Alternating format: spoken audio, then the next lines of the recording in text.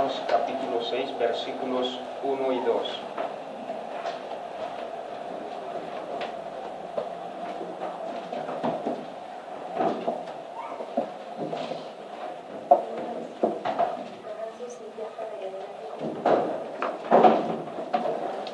Vamos a dar lectura. Dice: ¿qué pues diremos? ¿Perseveraremos en el pecado para que la gracia abunde? En ninguna manera, porque los que hemos muerto al pecado, ¿cómo viviremos aún en él? Vamos a hacer una breve oración. Padre Santo, gracias por tu bondad, por tu misericordia. Señor, te ruego tu asistencia. Asístenos, Señor, con tu Espíritu para que podamos entender tu palabra y qué es lo que tú quieres decirnos. En Cristo Jesús encomendamos este tiempo. Amén. Amén. Tomen asiento, hermanos. El título de este sermón o este estudio es el abuso y perversión de la gracia de Dios. ¿Ya? Pregunta: ¿es posible abusar de la gracia de Dios, pervertir la gracia de Dios? Como hemos leído, y una vez más lo leo, Romanos capítulo 6, versículo 1 y 2, dice: ¿qué pues, dice el apóstol Pablo, qué pues diremos? ¿Perseveraremos en el pecado para que la gracia abunde? En ninguna manera, porque los que hemos muerto al pecado, ¿cómo viviremos aún en él?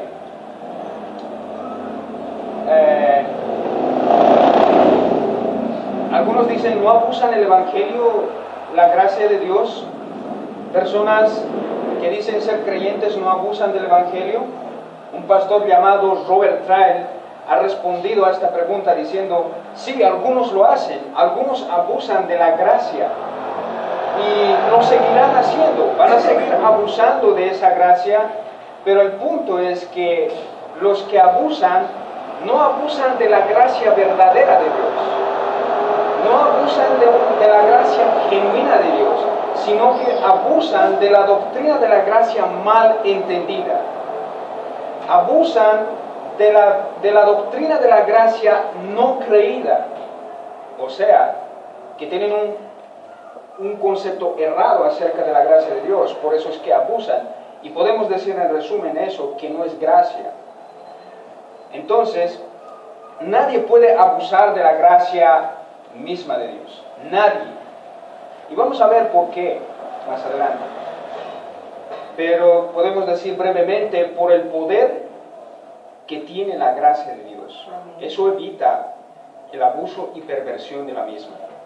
Es tan cierto porque nadie que haya sido justificado, en otras palabras, poniéndolo en palabras sencillas, nadie que haya sido declarado justo por haber creído en la persona de Cristo puede llegar y decir: soy creyente y voy a abusar de la gracia de Dios, como ya Cristo pagó por mis pecados en la cruz del Calvario, entonces Dios no me va a juzgar más. Entonces puedo pecar, no pasa nada. Pero aquel que realmente ha creído en Cristo Jesús no puede pensar tal cosa. Y el apóstol Pablo dice: en ninguna manera.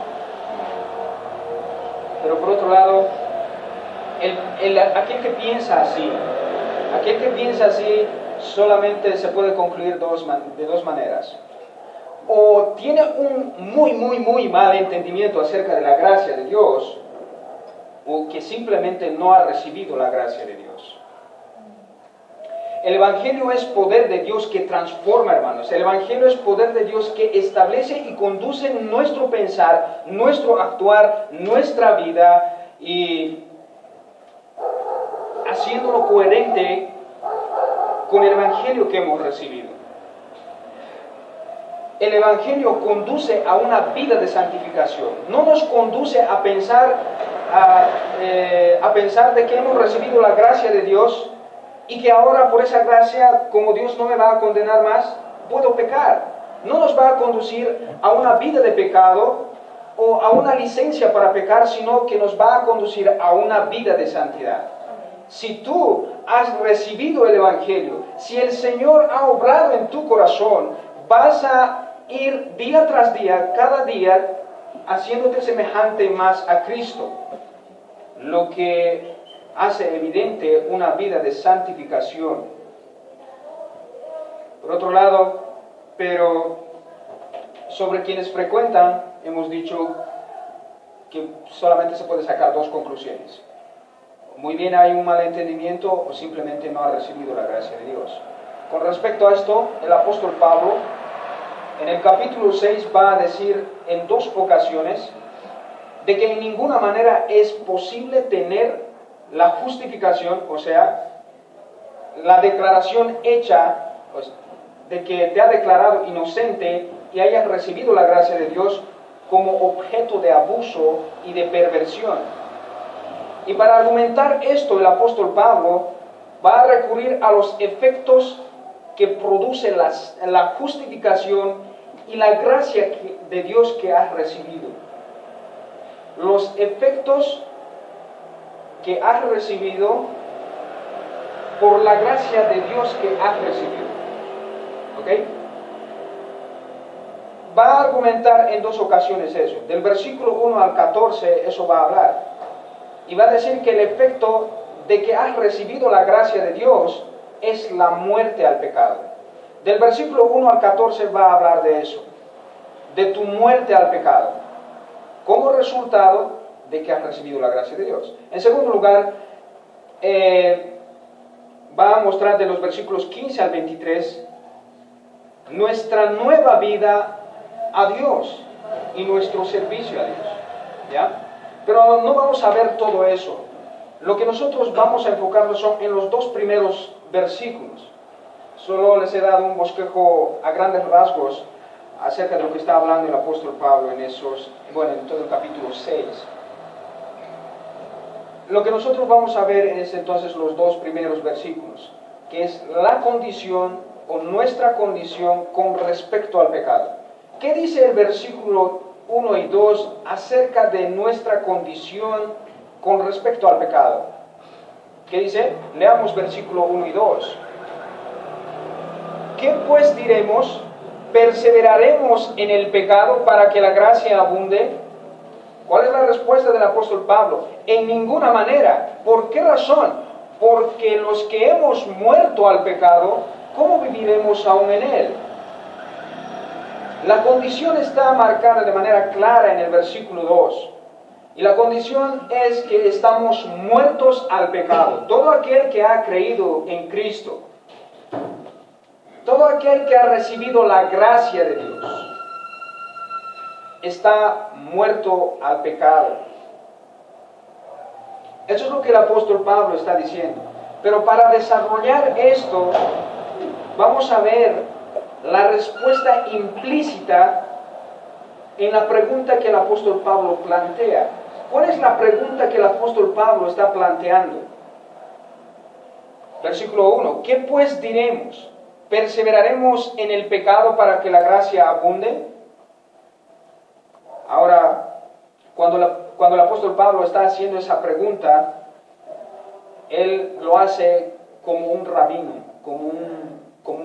como alguien que, sí, como un fariseo, un rabino. Y la naturaleza de esa pregunta es retórica. ¿Qué queremos decir con retórica? Que la pregunta misma tiene una respuesta implícita. Y la respuesta implícita es un no. Dice, ¿cuál es la condición en la que nos encontramos de acuerdo a esta pregunta que el apóstol Pablo hace? Estamos muertos. No es necesario seguir leyendo hasta el versículo 2 para saber la respuesta. La respuesta está en el versículo 1. Dice, ¿qué pues diremos? Y él lo hace en tono de victoria sobre el pecado. Si hemos recibido la gracia, ¿qué más? ¿Por qué tendremos que pecar? ¿Por qué yo tendría que continuar en el pecado? Él usa un tono de victoria sobre el pecado. ¿Perseveraremos en el pecado para que la gracia abunde? La naturaleza de estas preguntas es entonces que tiene la respuesta implícita. Pero en segundo lugar, tiene una respuesta directa. Es el versículo 2, la primera parte.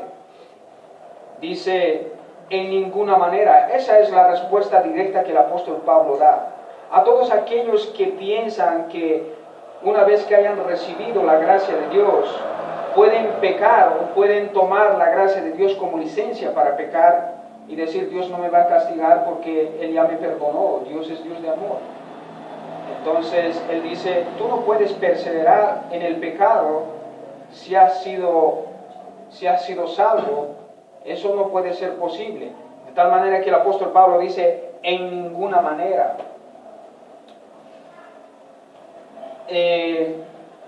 Entonces, esa palabra o esa frase, en ninguna manera, también puede ser traducido como, nunca jamás suceda eso.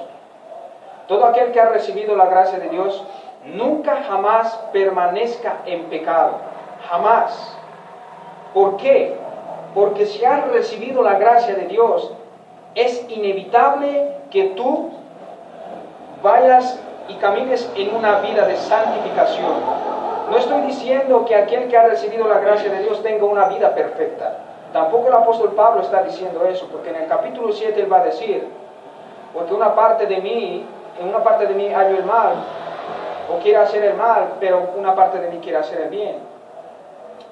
Pero sin embargo, lo que está diciendo es que es imposible que un verdadero creyente permanezca de manera continua en el pecado.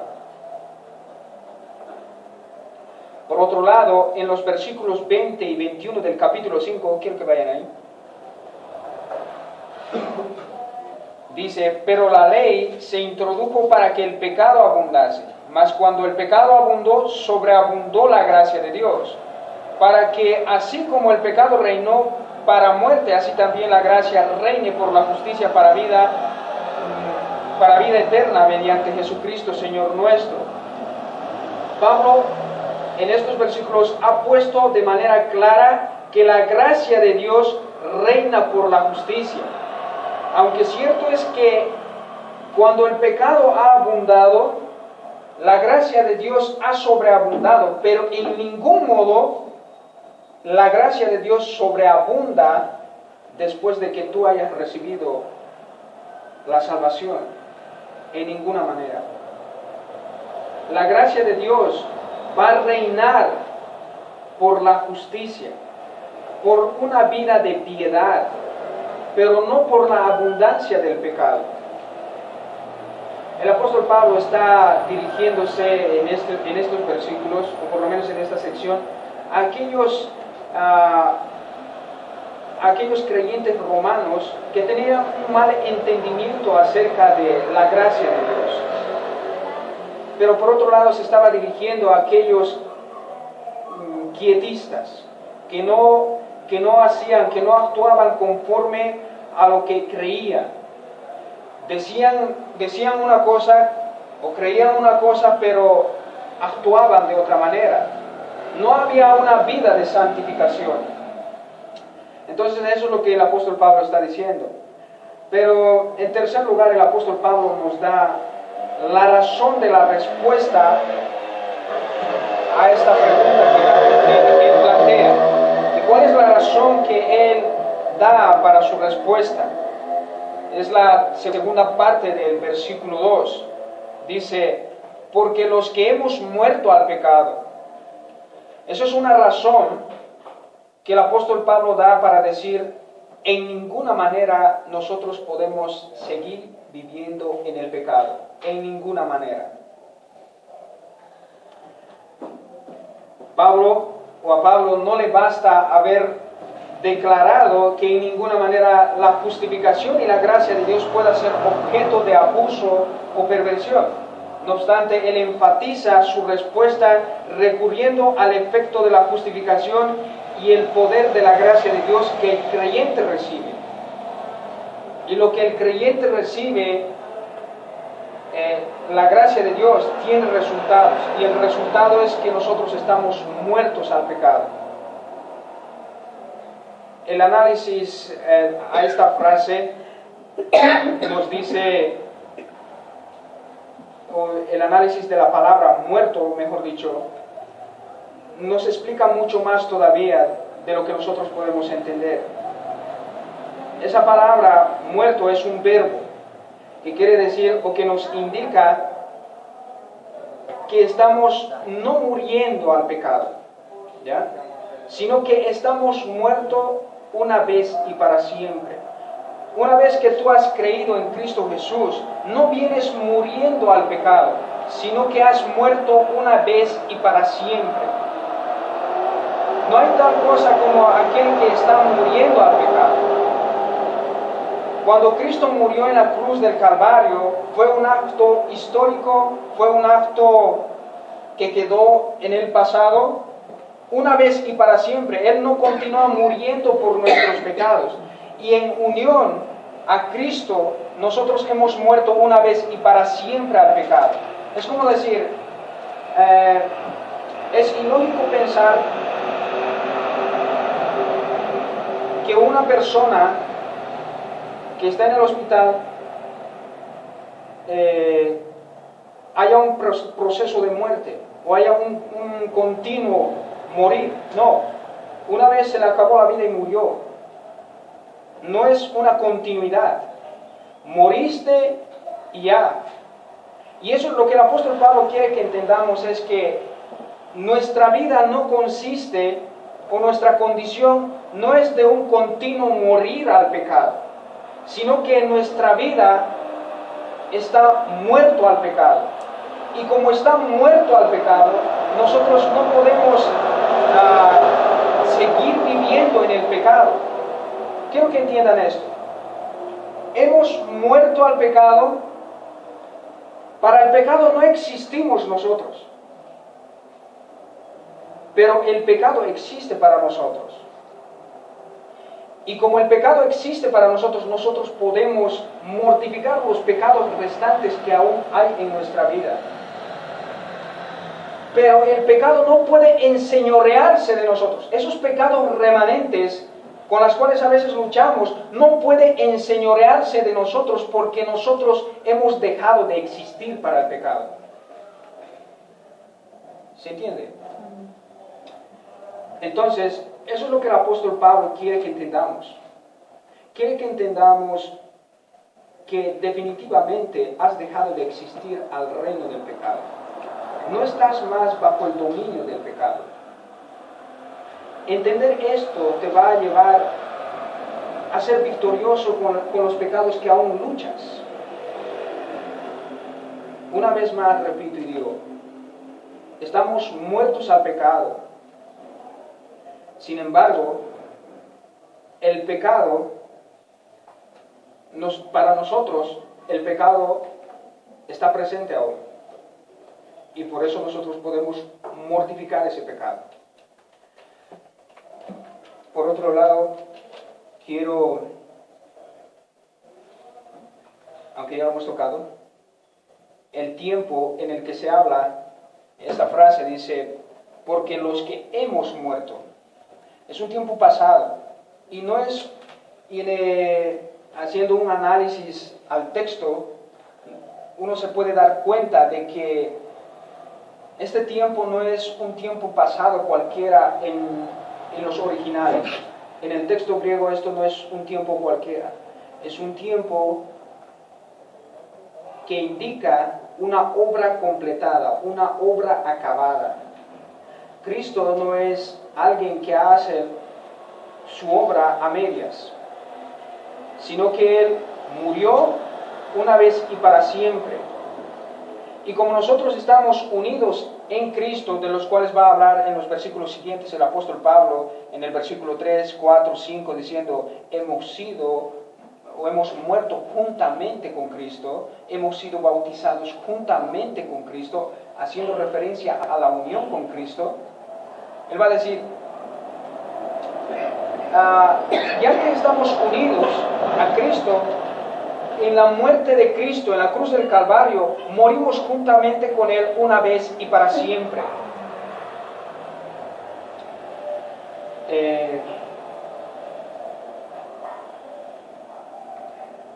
Un comentarista dice acerca de esto, que esto es un acto histórico de la muerte del creyente con relación al pecado. Y ciertamente esto es así. Y para Dios no solamente ha quedado en el pasado, hermanos. Para Dios no solamente ha quedado nuestra servidumbre al pecado en el pasado, no solamente lo dejó atrás, que muy probablemente tú puedes decir, sí, Dios me perdonó, pero tal vez Él lo recuerda aún el tiempo en el que servía al pecado, el tiempo en el que aún vivía en el pecado, tal vez no lo ha olvidado. ¿Qué dice la palabra de Dios? Jeremías capítulo 31, versículo 33. Él va a decir que no solamente ha dejado atrás, ha dejado al pasado nuestros pecados. Él va a decir, después de que Dios dice, de haber puesto su ley en nuestros corazones y en nuestras mentes, escribirla su ley y en nuestros corazones, dice, para Dios, en el versículo 34 de Jeremías capítulo 31, dice, no me acordaré más de sus pecados, nunca más. Vayamos un rato y leamos Jeremías 34. ¿Alguien puede leérmelo, por favor? 31. Sí, 31, 33 y 34. Ok. Sí. De Jeremías dice la palabra del Señor. Vienen días, afirma el Señor, en que haré un nuevo pacto con el pueblo de Israel y con la tribu de Judá. No será un pacto como el que hice con sus antepasados el día en que los tomé de la mano y los saqué de Egipto, ya que ellos lo quebrantaron a pesar de que yo era su esposo, afirma el Señor. Este es el pacto que después de aquel tiempo haré con el pueblo de Israel, afirma el Señor. Pondré mi ley en su mente y la escribiré en su corazón. Yo seré su Dios y ellos serán mi pueblo. Ya no tendrá nadie que enseñar a su prójimo, ni dirá nadie a su hermano, conoce al Señor, porque todos, desde el más pequeño hasta el más grande, me conocerán, afirma el Señor. Yo les perdonaré su iniquidad y nunca más me acordaré de sus pecados. ¿Qué es lo que dice Jeremías? Mira, hermano, si tú tienes problemas de que Dios te ha perdonado, pero aún a pesar de eso dices, puede ser que Dios aún esté recordando mis pecados y puede ser que no sea acepto delante de Dios. La palabra de Dios nos dice que no solamente ha puesto su ley en nosotros y ha escrito su ley en nuestros corazones, sino que Él nos perdonó. Pero parece no ser suficiente el hecho de que Él nos perdonó, sino que dice, no me acordaré nunca más de sus pecados. Eso implica, hermanos, el hecho mismo de que hemos muerto al pecado. Cuando una persona muere, con el tiempo no se le recuerda más. O alguno de ustedes se recuerda de su no sé, abuelito. ¿Se recuerdan? Se lo olvida. Pero con Dios es mucho más eficiente. Todos tus pecados Dios lo ha olvidado. Y esto nos debe de llevar a una vida de agradecimiento, pero al mismo tiempo nos debe de llevar a ser o a ver nuestros pecados remanentes, o debe de conducirnos a mortificarlo con seguridad de que tenemos una victoria, de que tenemos la victoria en Cristo. Por otro lado, cuando Cristo murió en la cruz, como dijimos, lo fue en un tiempo histórico que ocurrió una vez y para siempre. Y los versículos más adelante de nuestro texto hemos dicho que señala nuestra participación en la muerte de Cristo para muerte al pecado. De manera que nuestra muerte a Cristo, del cual habla el apóstol Pablo, marca también nuestra muerte al pecado una vez y para siempre. Por esta causa, no debemos de pensar, hermanos, ya que hemos muerto al pecado, ya que el apóstol Pablo dice que no podemos pecar, en ninguna manera podemos pecar, por esta causa, en ninguna manera nosotros debemos de tomar a la gracia de Dios como objeto de abuso o perversión. ¿Por qué? Porque es imposible. Si tú eres creyente, tú no puedes decir, como soy creyente, voy a pecar. No. O voy a continuar pecando. No. Si has pecado, arrepiéntete. la gracia de Dios no puede ser tomada entonces como objeto de abuso o perversión. Por otro lado, no solamente por el resultado que la gracia de Dios tiene en nosotros, que es la muerte, sino porque la gracia de Dios en sí misma es poderoso. Romanos capítulo 1, versículo 15 y 16 va a decir que el Evangelio es poder de Dios. Hermanos, el Evangelio no es algo pasivo, es algo poderoso, que cuando llega a nuestra vida, transforma nuestra vida, cambia nuestra vida, de tal manera que morimos para el pecado y vivimos para Dios. Y si realmente eso ha sido, eso es lo que Dios ha hecho en nosotros, entonces es imposible que nosotros continuemos en el pecado. Porque el poder de Dios que actúa en nosotros nos va a guiar, nos va a dirigir a una vida de santificación. Nunca nos va a guiar a una vida de pecado, jamás. Nunca nos va a guiar a ser conformistas. Siempre nos va a guiar a anhelar más ser semejantes a Cristo. Eso es lo que eso es lo que vamos a anhelar una vez que hayamos recibido la gracia de Dios. Nunca más el pecado y siempre ser semejantes a Cristo. La última parte del versículo 2, el apóstol Pablo va a señalar lo que debemos de entender a la luz de lo que ya ha dicho en el versículo 2, la primera parte, de que estamos muertos al pecado. ¿Qué es lo que nosotros debemos de entender, ya que el apóstol Pablo nos ha dicho que estamos muertos al pecado? La última parte dice, está en forma de una pregunta: ¿cómo viviremos aún en él? ¿A quién se está refiriendo? Al pecado. ¿Cómo podemos vivir aún en el pecado? Pablo quiere que entendamos que realmente hemos muerto al pecado, y como hemos muerto al pecado, no podemos continuar en él. Ahora, teniendo en cuenta esto, que estamos muertos al pecado, entonces, por efecto de la gracia de Dios que ha operado en nosotros, Pablo quiere llevarnos a un entendimiento de que no es posible que habitemos, que vivamos todavía en el pecado. Por esto añade en los versículos 2, que ya hemos leído, ¿cómo viviremos aún en el pecado? Hay un pastor que dijo de esta manera, que esta pregunta señala la imposibilidad de que un cristiano permanezca en un estado constante de pecaminosidad. Y por un acercamiento, haciendo un análisis al texto, nos podemos dar cuenta de que esto realmente es cierto. Porque la pregunta ¿cómo? No es algo pasivo, no es algo como decir, ¿cómo vamos a vivir todavía? No. El apóstol Pablo está siendo empático. ¿Cómo es posible que podamos vivir todavía en el pecado? Hace un énfasis. Es imposible vivir en el pecado. Es una exclamación. De manera que la pregunta se formularía de esta manera. Aparte de que el apóstol Pablo dice, añade una palabra más a la pregunta diciendo, ¿viviremos? Esa palabra viviremos, cuando estudiamos a profundidad, indica algo continuo.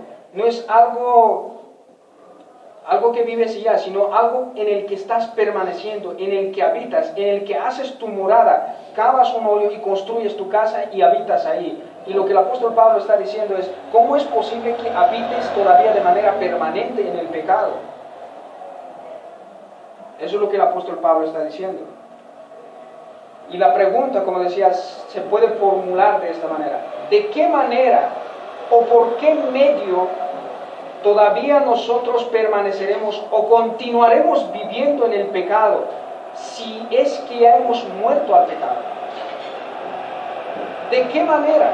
Y la respuesta es, no hay manera alguna de que nosotros podamos seguir viviendo en el pecado.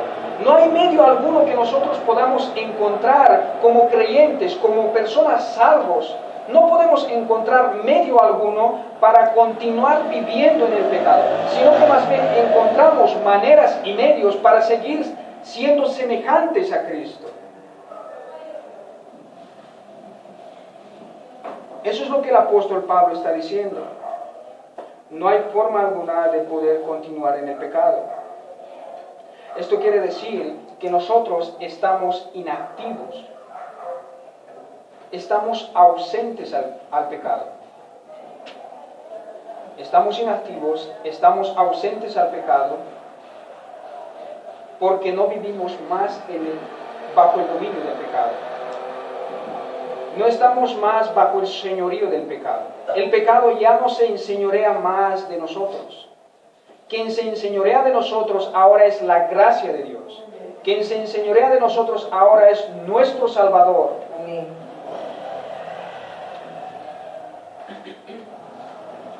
El creyente ya no vive más en el reino o en la espera del pecado, porque así como el que verdaderamente muere en lo tocante a esta vida, en este mundo, y la persona desaparece y no puede ser encontrado más, así también al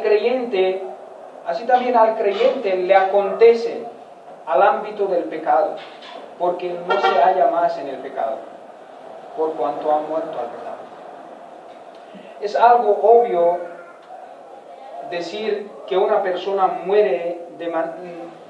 que una persona no muere de manera continua, como hemos dicho hace rato, sino que cuando una persona muere es un acto instantáneo, ¿ya? Inmediato.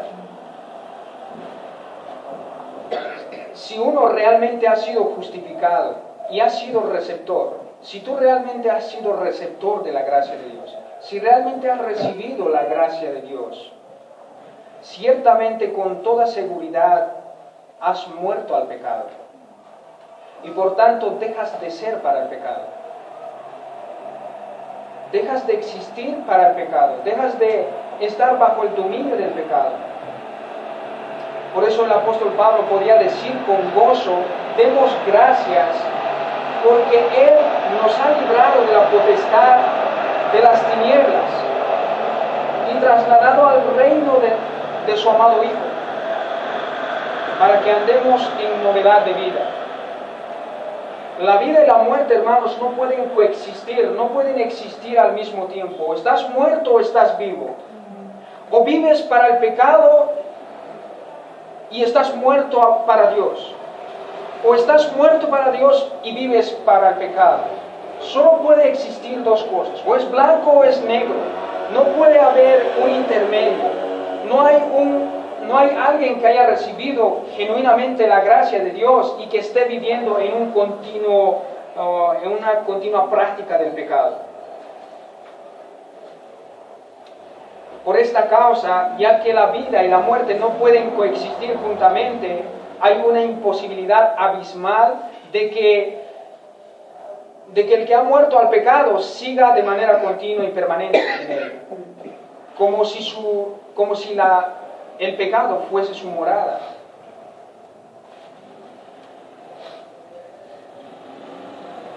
Quiero recordar lo que hemos dicho a un principio. Solo puede ser, lo podemos concluir de dos maneras. De aquel que aún practica el pecado y no se arrepiente. O hay un mal entendimiento acerca de la gracia de Dios. O sea, que no entiende de que la gracia de Dios es realmente poder que actúa para cambiar vidas. O simplemente no ha recibido ese poder y por eso aún está en pecado.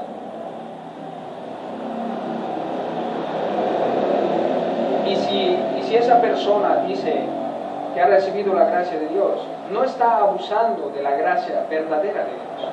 Está abusando de una gracia mal entendida, pero no de la gracia de Dios en sí mismo.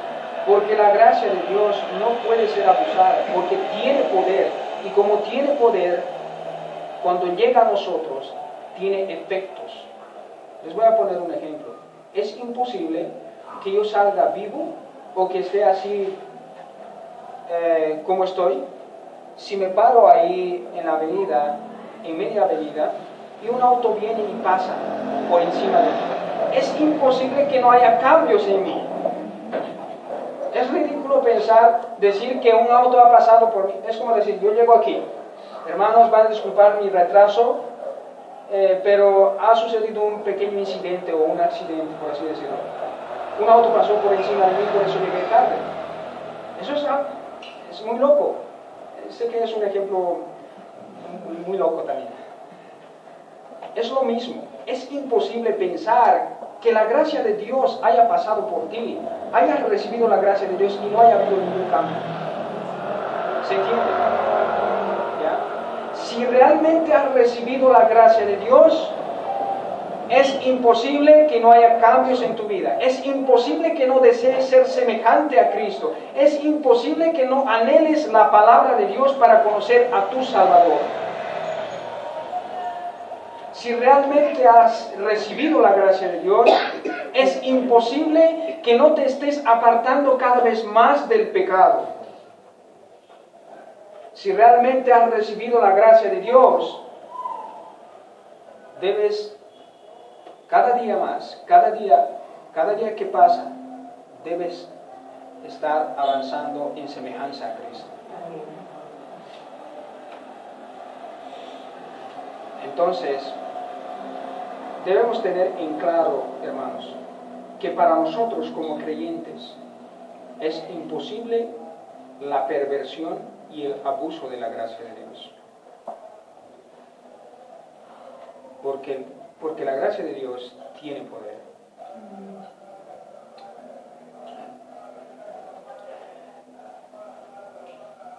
Esto es algo decisivo. O sigues viviendo en el pecado de manera permanente y continua, o has muerto al pecado una vez y para siempre, y esa es tu condición.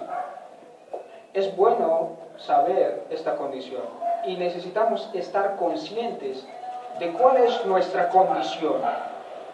Si yo les pregunto, ¿cuál es tu condición una vez que has recibido la gracia de Dios? ¿Cuál es la respuesta? Que estamos muertos al pecado. ¿Ya? Esa es tu condición como creyente. Como persona que has recibido la gracia de Dios, tu condición es muerte al pecado. No hay otra forma más clara como aquello que ha dicho Jesús, como nuestro Señor lo dijo en Lucas capítulo 16, versículo 13. Hermano, es imposible. Ningún siervo puede servir a dos señores. Lucas capítulo 16, versículo 13. Ningún siervo puede servir a dos señores porque o aborrecerá al uno y amará al otro, o estimará al otro. ¿Puedes servir a Dios y a las riquezas al mismo tiempo? ¿Puedes servir a Dios y a tu pecado, que tal vez no son las riquezas, que tal vez es otra cosa? Dice el Señor, nada puede hacer el hombre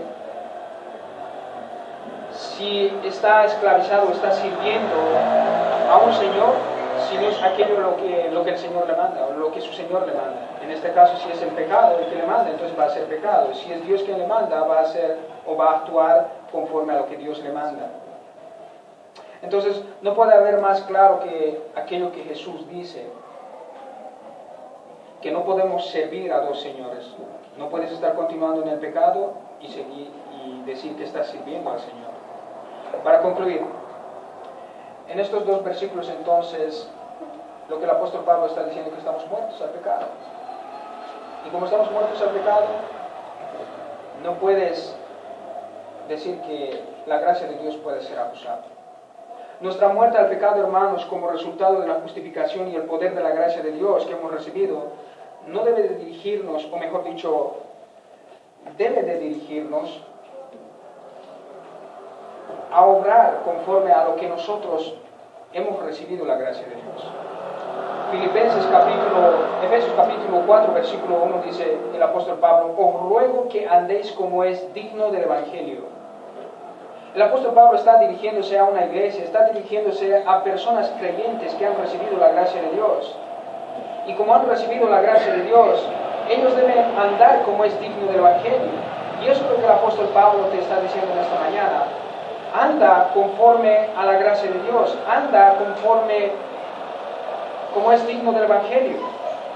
Tienes que ser coherente con tu vida. Lo que tú profesas creer debe ser coherente con tu vida práctica.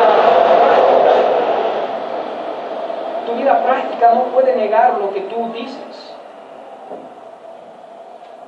Entonces no podemos abundar en pecado, sino más bien en buenas obras, en obras de piedad. Filipenses 1:27 dice, solamente les pido que os comportéis como es digno del Evangelio de Cristo. Ustedes han recibido el Evangelio, compórtense como es digno del Evangelio de Cristo. Quiero hacer algunas preguntas para finalizar. ¿La gracia de Dios ha actuado en ti? ¿Ha cambiado tu vida? ¿Puedes decir que cada día deseas ser más semejante a Cristo? ¿Deseas y estás creciendo en piedad y no en el pecado? ¿No dices como los que supuestamente dicen ser salvos sin serlo? Pues dicen, pecaremos, no pasa nada, pues ya Dios nos ha perdonado. ¿Dices eso? Si dices eso, tienes que examinarte si realmente has sido salvo. Quiero terminar con eso. Examínense si realmente son salvos. Y si realmente son salvos, gloria a Dios porque ha transformado realmente sus vidas. Y están siendo cada vez más semejante a Cristo. Y esto debe traernos el entender que hemos muerto al pecado. Debe de llevarnos a pensar que los pecados remanentes con los que luchamos no van a permanecer para siempre. Vamos a tener victoria sobre esos. Vamos a orar. Padre, gracias por el tiempo que nos das, gracias por tus bondades, Señor, por tus misericordias. Y te ruego, Señor, que des convicción a mis hermanos. Señor, fortalece su fe para que ellos puedan estar seguros de su salvación. Señor, que no estén pensando de que el pecado aún pueda actuar en ellos, que pueda dominarlos a ellos, que pueda enseñorearse de ellos. Porque tú dices, Señor, de que hemos muerto al pecado porque tu gracia es poderosa y ha cambiado nuestras vidas. Nos ha sacado del reino de las tinieblas al reino de tu Hijo. Gracias, Señor, por tu palabra. Y encomiendo, Señor, la vida de mis hermanos en tus